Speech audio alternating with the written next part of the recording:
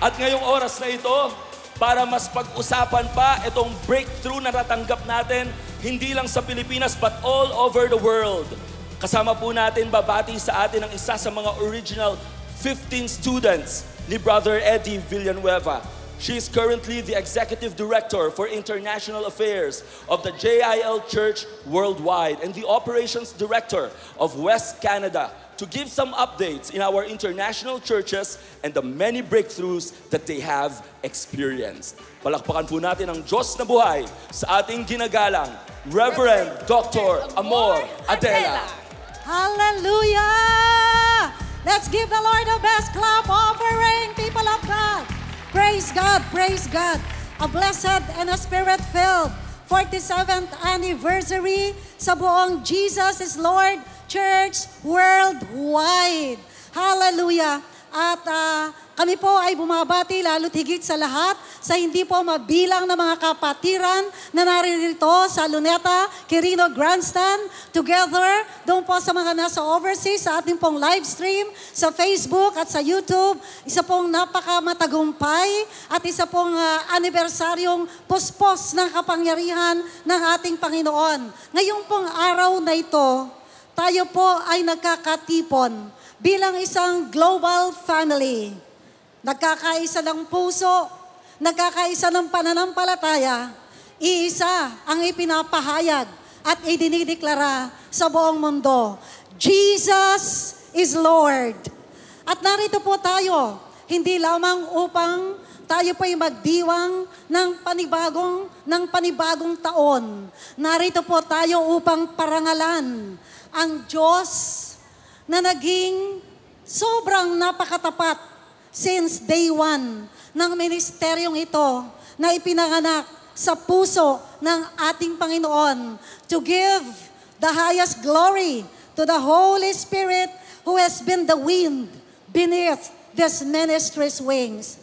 47 taon, ito po nung nagsisimula ang Jesus is Lord sa isang maliit na kwarto ng Philippine College of Commerce na ngayon po ay Polytechnic University of the Philippines.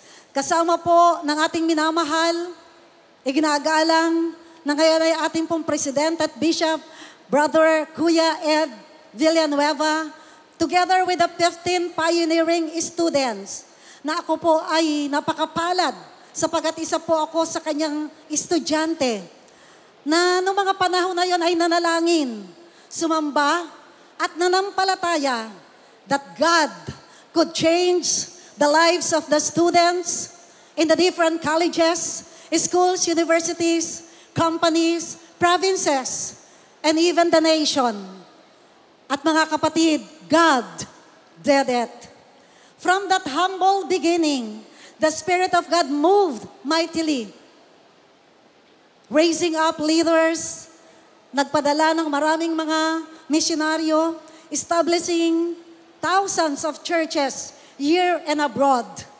Hindi ko po ma-imagine, sabi nga ay beyond my wildest imagination, na ang church pong ito will be reaching 74 countries plus the Philippines, 75 countries. Palakpakan po natin ang ating Panginoon.